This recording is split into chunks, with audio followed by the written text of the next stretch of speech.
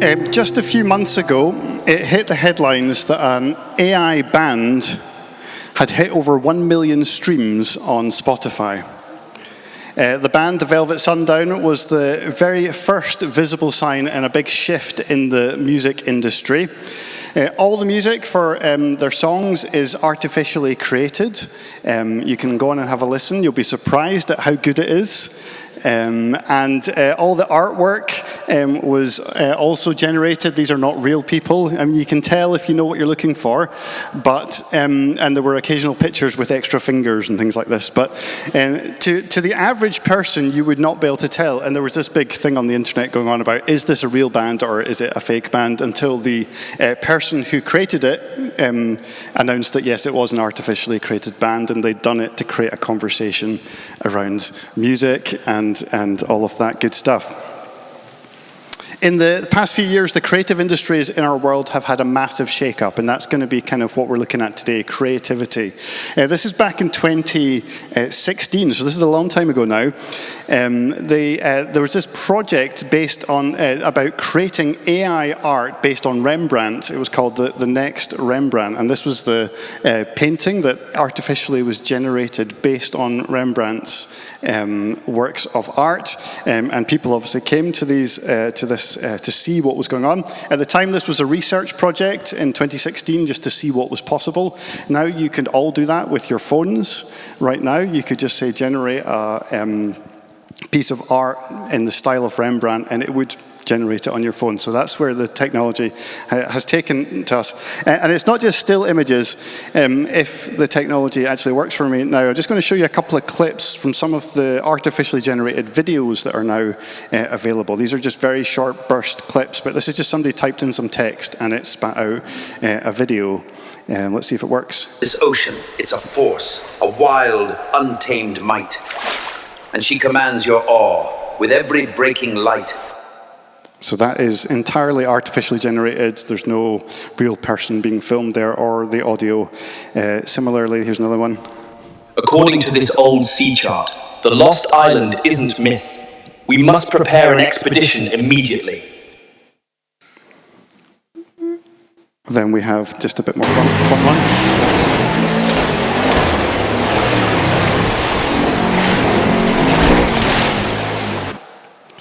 Now, these are just very, very short clips, but you can imagine the direction of travel if this is the quality of stuff that's commercially available for people like me and you to just say, generate me a clip on this, and it will go off and produce that quality of video.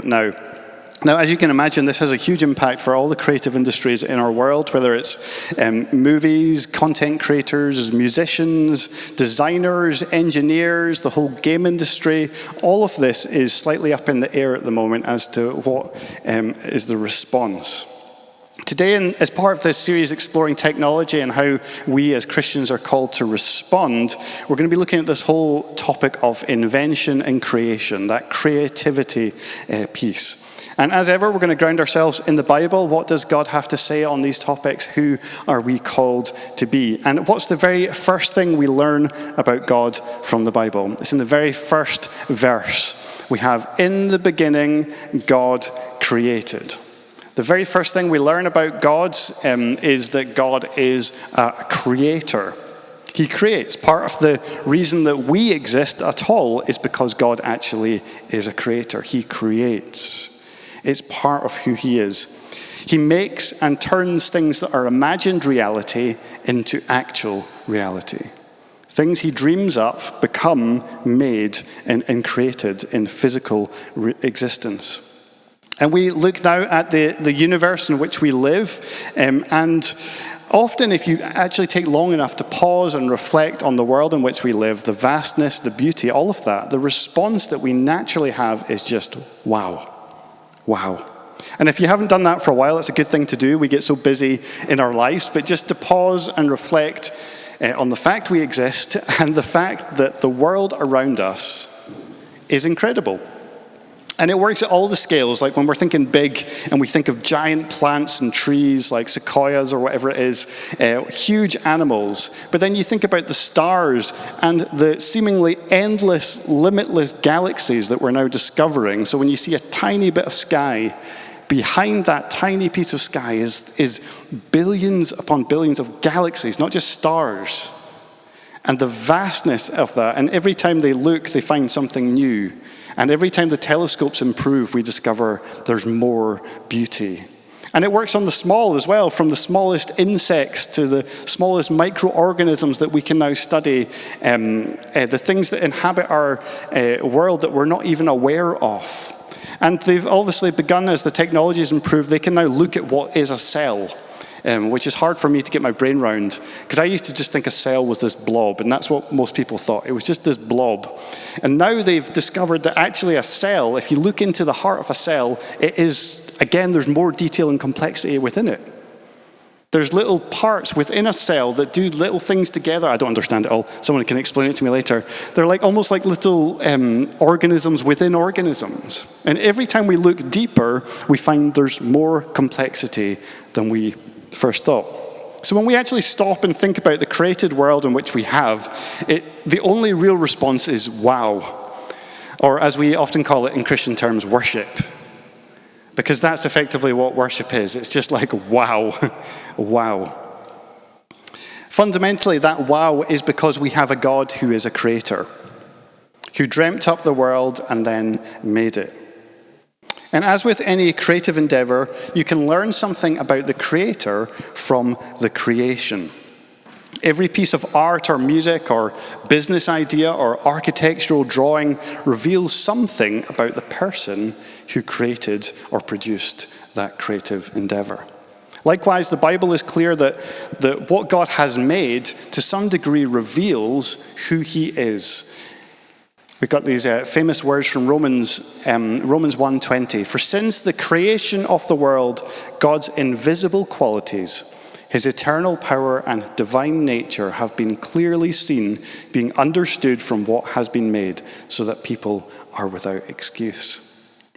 So creation reveals the creator, and we inherit our creativity from God himself.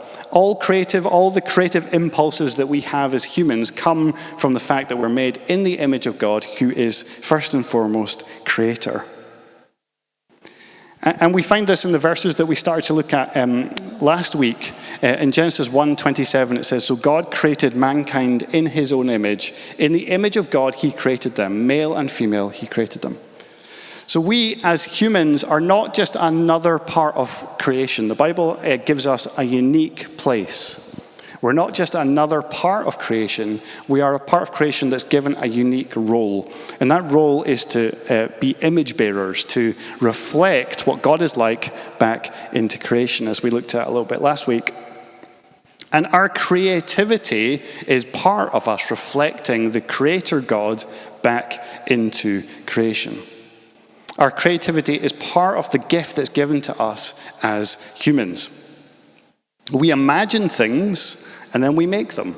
And in some ways, that's one of the unique things about being human, is that we imagine things and then we make them a reality in our world. Every human is creative, whether you are musical or tone deaf, whether you can paint the Mona Lisa or you struggle with stickmen, you are creative.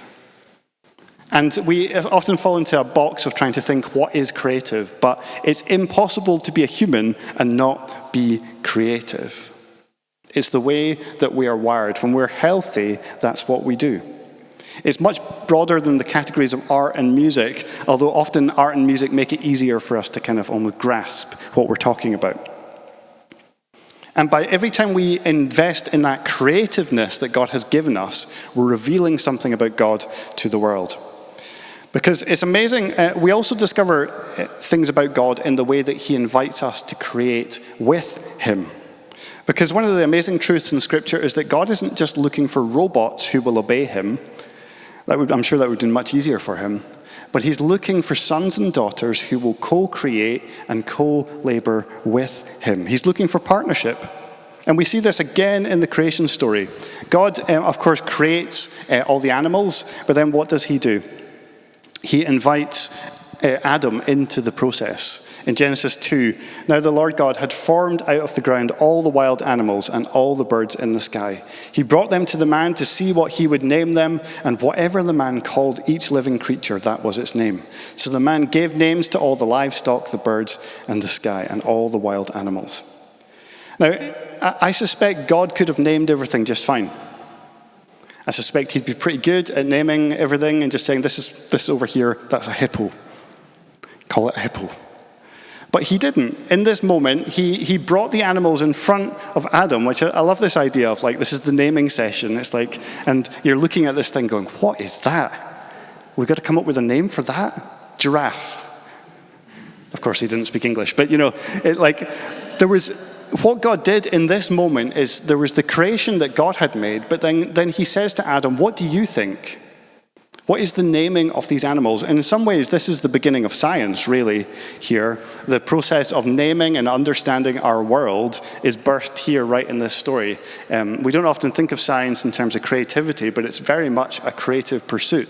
It's investigating and discovering and trying to understand and bring together these things. So creativity is just thinking ideas and making them reality in our world. It's not just painting or singing. It could be science and invention and discovering things about creation. This is all a creative process. And we also get glimpses throughout the biblical narrative about how much God really values creativity in us as humans. One of the great examples is the tabernacle that Moses was called to build. And of course, God gives him this kind of blueprint of how he's to build it. And when you look at the blueprint, it's obviously probably part of the Bible you skip over because you're like, oh, and then do this. And there's the detail of how it's to be built and constructed. But in it is detail and thought and craft and thinking about how colors and shapes and textures and all of that fit together to create this environment in which God is going to come and dwell. And it would have wowed people with its beauty. And there are very specific visions of how that tabernacle was to be built. Have you ever heard of Bezalel? One of those little-known characters in the Bible. But Bezalel, believe it or not, is the very first person in the whole of the Bible that's named as being filled with the Spirit. He's the very first person in the Bible to be named as being filled with the Spirit. And what was it for? Was it to preach a great message? Was it to prophesy? Was it to heal the sick and cast out demons? No. It was to be a great craftsman. Exodus 31. Then the Lord said to Moses, "See, I have chosen Bezalel, son of Uri, the son of Hur, of the tribe of Judah, and I have filled him with the Spirit of God, with wisdom, with understanding, with knowledge, with all kinds of skill, to make artistic designs for work in gold, silver, and bronze, to cut and set stones, to work in wood, and to engage in all kinds of crafts." This is the first person that's said in the Bible to have been filled with the Spirit. And what was the purpose? It was to express something of God through craftsmanship, through creativity, through beauty. We don't often think about beauty as something that reveals God, but beauty is at the heart of who God is. So the Spirit empowers Bezalel to be a great craftsman. God actually enables this craft that he has. To use his skills, yes, but to use them for the glory of God. And so the Spirit is involved right at the very beginning of creation, but he also enables us as humans to also express God's creativity in the world. God cares about beauty and excellence, and so he works with Bezalel to produce the tabernacle. Man and God co-creating. And thinking about the Bible in its broader sense, this library of books that we now have, these words are inspired by God. They're, as the scripture says of itself, they're breathed out by God. These words that we have in this library we call the Bible are breathed out by God. But they're also through human authors. They're breathed out by God, but they're also written by and through human authors. And the result of these books is some of the most long-lasting, culture-shaping words that have ever existed in this book. Whether you believed in God or Jesus or any of that, people are still astounded at the beauty the literary quality that the Bible actually is, when God and man co-create together to bring us these collection of books we call the Bible, which are authoritative for our life as followers of Jesus. It's a creative masterpiece, though. These words, these letters we have are a high point in humanity's creativity.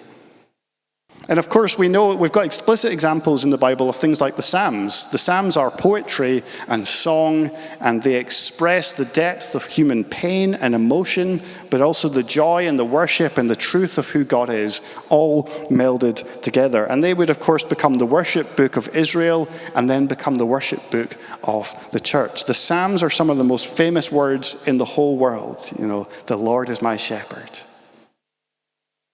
Like these words, this creative expression that came out of David's heart has become for us something the Spirit uses in our lives to transform and shape us.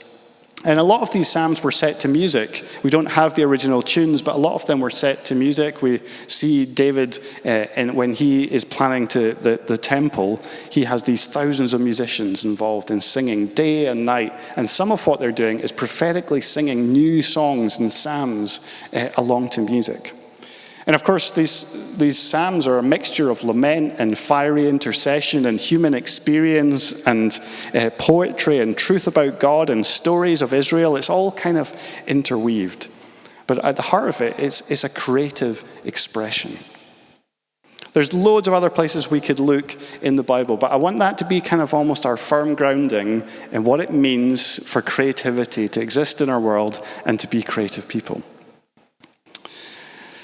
So what is our response in the times that we currently live in? Well, these new tools that are coming widespread into our culture at the moment are both amazing and in some other ways deeply challenging. And this is the kind of double-edged sword that we walk with a lot of these new technologies. In many ways, machines can already produce better art and media, certainly of a better quality than most humans. Like, we're already at the point where the quality, if you'll allow me to use that phrase, of the media that's being produced is already better than what humans can do. So this means that we need to be aware of that. There's obviously moves happening at the moment to mark things that are generated by AI so that it's quite clear this thing was generated by a machine rather than by a human. And I think that's a good move. We need to be aware of what we listen to, what we see in our world at the moment, because not everything is exactly as it seems. So we need to have a bit of wisdom about us. But even in the cases of some of the most advanced technology at the moment, a human at the end of the day has still been the one that's initiated it, described it, asked for it, originated it. So there is a real sense in which, particularly the way it exists today, these tools are really just tools. They do enable anyone, no matter their creative gifting, to create something. They now enable someone who cannot sing to sing. They enable someone who cannot paint to dream up a picture and get it created for them. So there is an element to this in which creativity has not been lost, it's just been democratized. So there's an element to this in which now anyone can express themselves in new ways. The bar in some ways has been lowered for entry.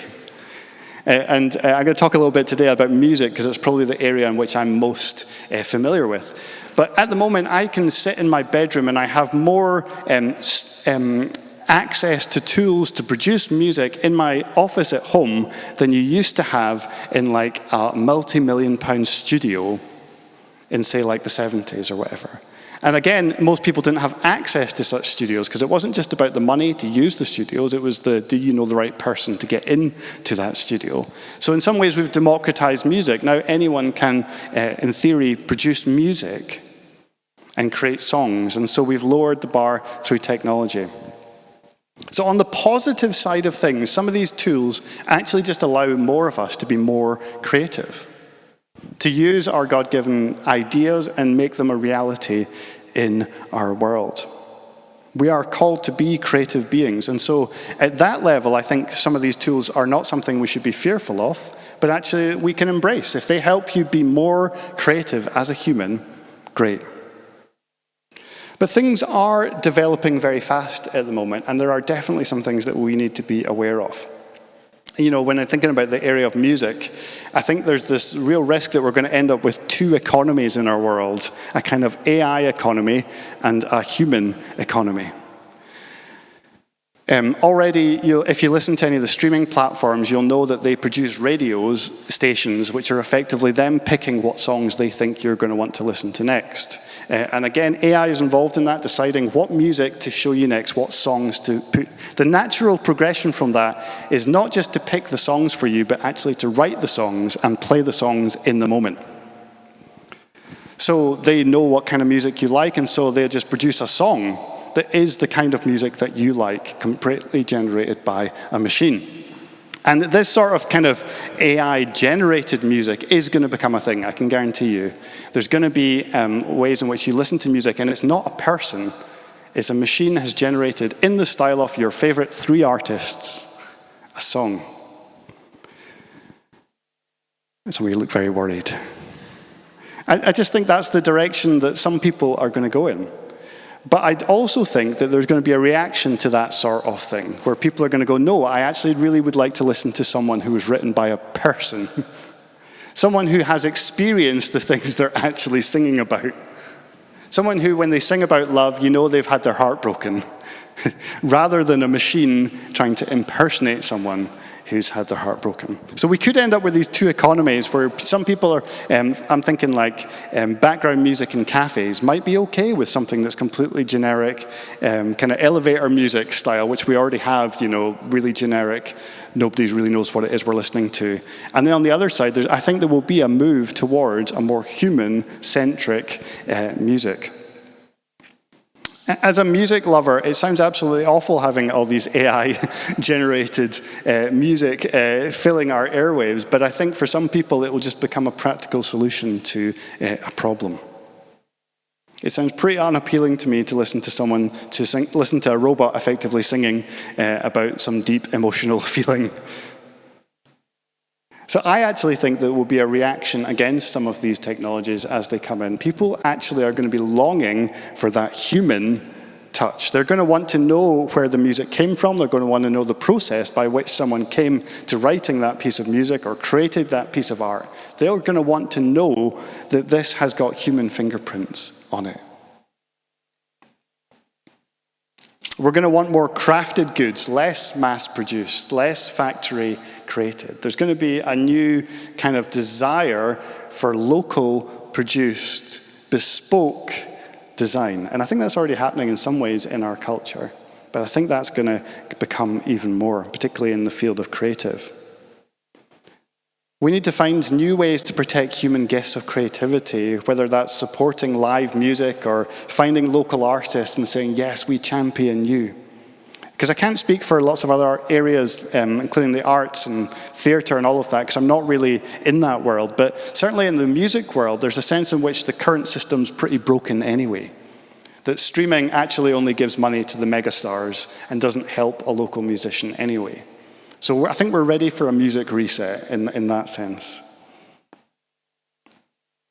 And what's happened, of course, through things like streaming and digital forms of art and even piracy of movies and all of that stuff is that we've actually begun to devalue creative gifts in our culture. And I think what we need to do is be ready to be those who lift up creative gifts again and say, yes, we value this. This is important. Hotel chains might be okay with generic AI-generated art on their walls, but I suspect most of you probably wouldn't want that. Cafes might be okay with that generic music playing in the background, but most people don't want to sit down and listen to something generated by a machine. And I think the primary response, for us as church and people of faith is that we need to recognize that the church is called to be a place of abundant creativity and invention. The church should be the place in which we let creative gifts from real humans thrive and grow to reflect God's creativity back into the world. And historically, the church has always been at the forefront of culture and arts. And my prayer for this season for the church is, again, we would see that fresh renaissance effectively. We'd see a fresh outpouring of creativity within the church in response to what's going on in our culture. Because I believe creative expression is at the core of what our identity is as humans. We don't want to farm off our creativity to machines. I actually think like if you took humans' ability to create away from them, we'd go a bit mad. I think if you took humans' ability to create away from us, we would go a bit mad. There's something irrepressible in the human spirit that desires to create ideas, to see things birth, to paint the picture, to write the music, to come up with a new business idea, whatever it might be. There's something irrepressible in us. And of course, I'm using art and music because it's easier to illustrate, but this applies to every area of creativity for us. It's about dreaming things and making them reality. It could be anything from, like I say, tending to your garden. It could be a business idea that you do. It could be a creative solution you have to a relationship problem in your family. It could be a seminar at work or a slideshow. Or it could be cooking a meal. All of these things can all be expressions of creativity. So what are some practical responses we need to have in these times? The first one is, I think we should embrace this technology as far as it helps us be creative as humans. As far as it enables us to express our creativity, these can be amazing tools in which we should gladly use them. When it helps someone express something creatively, then that is great. If it speeds up the job of producing something, then great. If AI can become, in some ways, someone who works with you to see your vision fulfilled, I think that can be a good thing. When technology effectively serves the human desire to create, it's going to be great. But the flip side of what's going on in our culture is that we actually need to be really upfront and to say we want to protect the work of artists. We should be at the forefront of campaigning for artists to be valued and their work to be protected. Like, I don't think it's okay that machines can be trained on anyone's music and copied, and we can kind of effectively try and get all the benefits of someone's skill without actually the person. That's a problem. We should be protecting artists and creativity. It shouldn't be a case of we can just copy someone and not care. We need to care about the people who create things. And there's lots I could say in this area. I've not got time today, but things like the copyright industry needs an overhaul because it's not designed for the current culture that we live in. But it is good to protect people who make things. Because if your things are not protected that you make, why would you bother? We'll see a diminishing of people wanting to create things if we make it unprotected, free for all. I think we should be big supporters of labeling things that are human-generated and things that are not. Just because, apart from anything, this opens us up to scams, people taking advantage of us. And they're working on this stuff right now to try and fingerprint things so we can tell the difference between what's AI and what's not. But I think you're going to lose all sense of truth and what's real in a world where we cannot easily say, this is human, this is not. It's going to become vital for our news media. Already there's all sorts of stories that go viral that turns out were just generated by someone in their bedroom, and it's not a real story. And that makes it really hard to live in our world when that sort of thing can happen. We need to be thinking as a culture about how do we actually label stuff and say, no, this was human. This is human. How do we verify things are human? And it feels strange to say that, but we're going to have to know when something's human. And then finally, we've kind of touched on it already, we really just need to support people who are creatively gifted. Whoever that is, whatever gifts that is.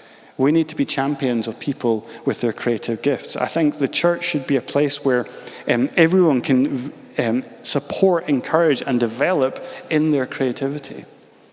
And again, that doesn't mean art and music, although it could include those things. It just means how are you wired? How are you gifted? How do we see that flourishing so that you're creating God-given ideas into the world, whatever that looks like? So we need to be, as a church, like championing the people who are starting businesses, the people who are championing new ideas and industries that are going to revolutionize things. We need to be championing ideas on how we can tackle big problems like loneliness or homelessness or whatever it is. There's a million different ways in which our creativity can make a difference in our world. And the amazing thing about creative gifts is that creativity opens us up to God in new ways as well. When we're all thriving as creative beings, it opens everyone else up to God. How many times has something like a piece of music opened you up to God? You were thinking one way and then you heard these words or you heard a melody and you just went, wow. Or you saw a piece of art, or you looked out upon a vista and just thought, wow. Creativity touches us in ways that other things cannot.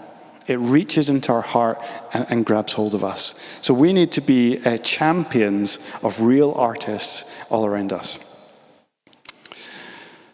So today I kind of just wanted to kind of like raise our awareness of what's happening in this kind of whole area of creativity.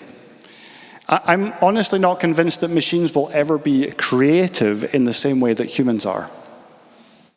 Because I think there's a big gap between what we have today and what actually we would term creative. But they will certainly give the very strong appearance of being very creative. They will simulate some level of creativity. And I think we as humans, I'm just checking we're all humans in the room, there's no robots sneaked in, that we need to hold fast to the idea that creativity is part of the gift of God to us. It's an expression of what it means to be human. And the best art isn't the best art because it's perfect. It's actually the best art is the best art because it's human. Because it engages our emotions, it tells a story. It's got imperfections around the edges, just like our lives. It's the mix between beauty and pain that really captures us in creativity. It's the human experience of living with a vision of the glory of God, but also the reality of our lives. That tension between how we long to live and how we currently live is one of the things that makes creativity beautiful. And it connects with us emotionally in a way that makes us say, oh, they feel the same as I do. It helps us connect relationally with someone else because we go, I felt like that too. Or I see the world just like that. And it opens up, creativity has always opened us up to the transcendent. This idea that there is something beyond the physical world. Creativity is one of the most powerful gifts at opening up people to the idea that there is a God. That he is real. That, like when people walk into the big cathedrals and they look up and they just go, wow. These are all supposed to lead us to a sense of the transcendent. Whether it's the great classical pieces of music that were written explicitly for the glory of God, or the vast cathedrals, all designed to picture us and lead us into a greater knowledge of who God is and who we are as humans. What are the cathedrals of our day? What are the things we should be building that make the nations go, wow? What are the stained glass windows of today? Because it's not about going back in time, it's about what is the thing that's going to make people go, wow, God is real in our culture. And I believe that technology, when it's a tool, can help us in that journey. But we need to put the humans at the center of it and have a real value for creativity. So this is the end of this short series, and we're wrapping it up today. And There were 1,000 different directions I could have taken this in. I'm already thinking of all the other things that this technology touches on. We haven't even talked about morality and how do machines have morality, and life and death questions of what's the responsibility of a car when it crashes into someone that's self-driving, and all of the bigger questions that can come up. But my heart behind this series is really just to help us think through, from a biblical perspective, some of the challenges that are going on in our culture. Because I want this to be not the first conversation, but just the start of a conversation about how we engage as followers of Jesus in this culture today. Where is our voice the same, and where is our voice different to the world around us? I think in this time, it's quite a time of disruption. There's lots of fear-mongering going on. There's lots of scares about how the future is going to look. We're in a very unsettled time, and a lot of confusion is going on. But in a time of confusion, the best thing you can do is get back to the heart of the grounding truths that we can stand on. And that's why we've been going back again and again to the creation narrative, because it's rich. It reminds us what it means to be human. It reminds us what it means to be in relationship with God. And it reminds us what's really important. In a world of machines, we need to not lose that humanness. And technology is not all bad. In fact, when technology is aimed at human flourishing, technology is great. When it's aimed at human flourishing, technology is one of the most powerful tools in our arsenal. But when it's aimed against human flourishing, that's where we need to raise our voices. And the possibilities in this time are vast. There's lots of great opportunities. Some of these technologies are going to bring amazing things to bear for us. But we just need to be wise. Anything that devalues humans, works against our human relationships, or helps us lose sight of the importance of our planet, I think are problems. And we live in a time where people who are generating these technologies have very mixed motives. Whether it's power, money, ego. But as followers of Jesus, we have different values. We're called to love and compassion and care and wisdom and patience. And we move at the speed of relationships, not the speed of how fast can we build it. And we've covered a few different things in the last couple of weeks. We talked first about how technology is fighting for our attention. How our focus is getting driven in certain directions. We need to be aware of that. We looked the second week at how technology looks to connect us, but in reality it often disconnects us and keeps us separate.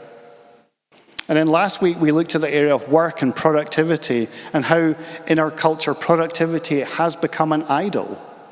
That work is a good thing and a healthy thing, but we're supposed to work in a way that's relational and sustainable. And then finally today, human creativity is important. We need to protect it, we need to honor it, and we need to see it flourishing in our times. Now, these are issues for today. These are not issues for 5 years' time. These are the things that are currently happening today. And I believe the way in which we as people of God carry ourselves in these times is important.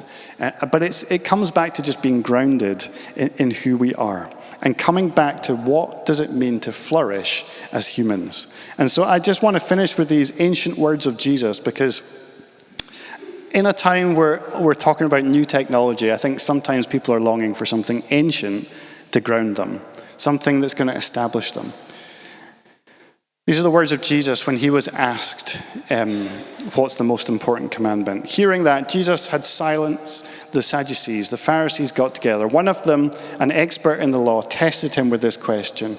Teacher, what is the greatest commandment in the law? Jesus replied, love the Lord your God with all your heart, with all your soul, with all your mind. This is the first and greatest commandment. And the second is like it. Love your neighbor as yourself. These words of Jesus just get to the heart of what it means to be human. To love God with everything we have, to offer him worship, and to love those around us. And if you take nothing else from this series, take that. We're called to be in connection with God and connection with other people. So let me just pray, and then I'm going to invite Joe to come back up. God, we pray for wisdom in this time. We pray that you would lead us on in wisdom, Lord. And I pray that anxiety would not take hold of us in these days, but instead we would be grounded in peace. Root us and establish us in you today, God.